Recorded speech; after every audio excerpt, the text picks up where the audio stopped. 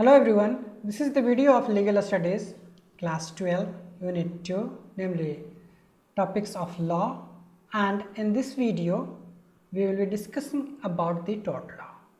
As we have seen in our previous video that what is the meaning of tort law, what are the sources of tort law, and what are the kinds of harm that is considered under the tort. Okay, so we have already discussed that is what is negligent act, what is intentional act, and what is strict liability. And then we started discussing about the intentional tort. And while discussing the intentional tort, we have discussed the battery. And in this video, we will discuss the assault, the second term of intentional tort. Okay, so we will see what is meaning of assault and what are the essential elements of assault and what are the remedies of assault.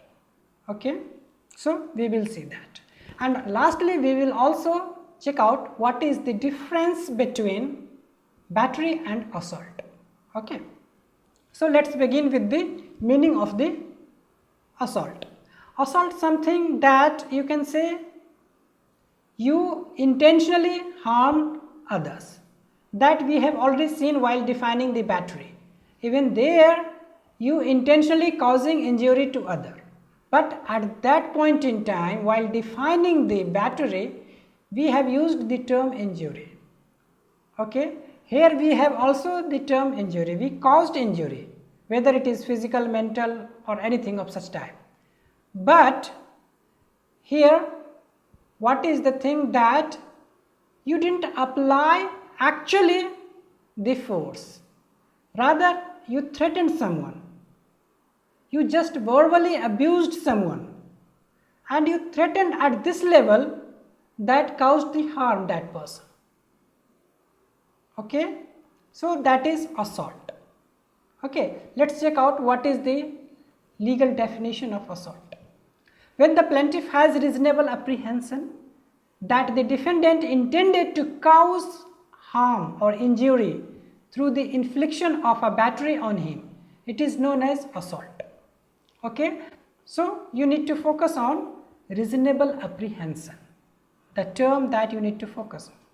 That the defendant intended, again the next term that you need to focus on, intention, intended to cause harm or injury through the infliction of a battery on him. It is known as assault. Okay, so here what we have, that is reasonable apprehension that the person is going to harm me. Okay, through any means, that is through battery or of any such kind of thing. To be called as assault, the wrong must consist of an attempt to do harm rather than the harm being caused by thereby. So intention is essentially required. It's not like that it happened accidentally, so that not be considered as assault.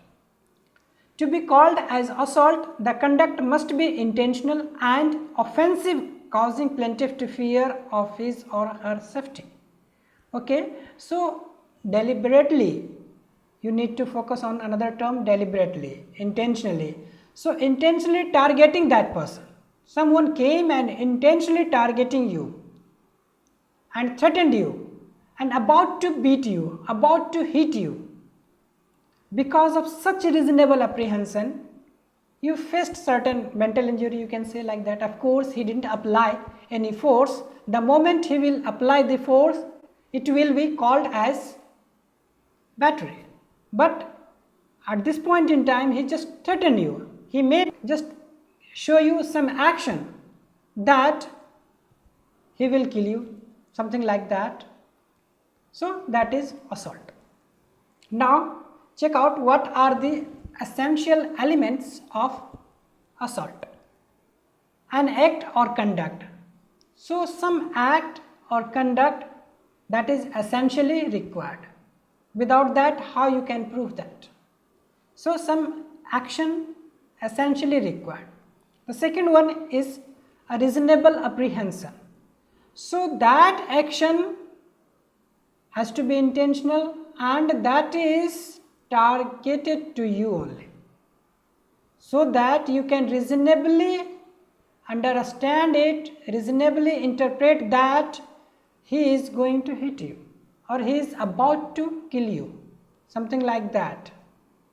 Okay, so there must be reasonable apprehension. It's not like that if someone came to kill somebody just standing beside you and you just claiming that you got fear and you got injury because of that action.